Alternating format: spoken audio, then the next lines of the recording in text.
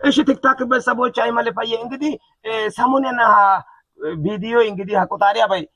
ሚዲያ ቦላን ዩዊዲ ቤተስ ኑኒ እንግዲህ ኢሲጋለሲ አፉ አሳይዶ አቆጣሪያ ሄዙ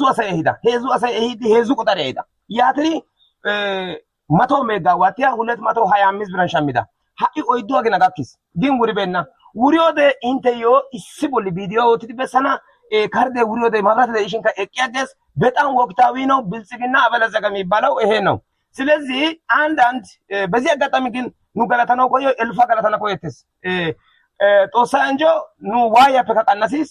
ከይፈሎጊዲ ኢሲ ፕሮፓጋንዳ ሀለና ወርዶ ሀሳ እክዲ ዩያገ ታገ ተክኒታ በሲዮ ገታ ቤተ ሄጋ መረጃ በሲም ዲዮስ ሄጋ ፐሰንታ ቀሲታ ሲካ ማልሰማና ሀገ ከይፈኑን ካውትዳ ሀነ ቤተ ክፍያ ሀኒና ሀነ ቤተ ካርዲዮ ሀኒፈ ካን ኩንቲያጎስ አጮይ ጋለባይና ነው ጋር ሸምፒዳ ጎዳ ጋላቴተስ ከቱት አዲሱ ቆጣሪ ሪሞት ነው ባለፈው የመጀመሪያ ቀን ሲከፍል 225 ብር የ100 ኪሎዋት ሲገዛ ሰጠኝና ጥሩ ነው ብዬ ስራውን ጀመርኩ ልክ በ10 ቀኑ ዘጋብኝ እሺ 225 ብር 100 ሜጋዋት ትክክል ነው ከዛ ውጪ በ10 ቀን አለቀ ውሸት ነው እና የምትራመደው የምትበላው የምትጠጣው አጠቃላይ በማብራት ነው ይሄን ኤልፋ እንግዲህ ሰሞኑ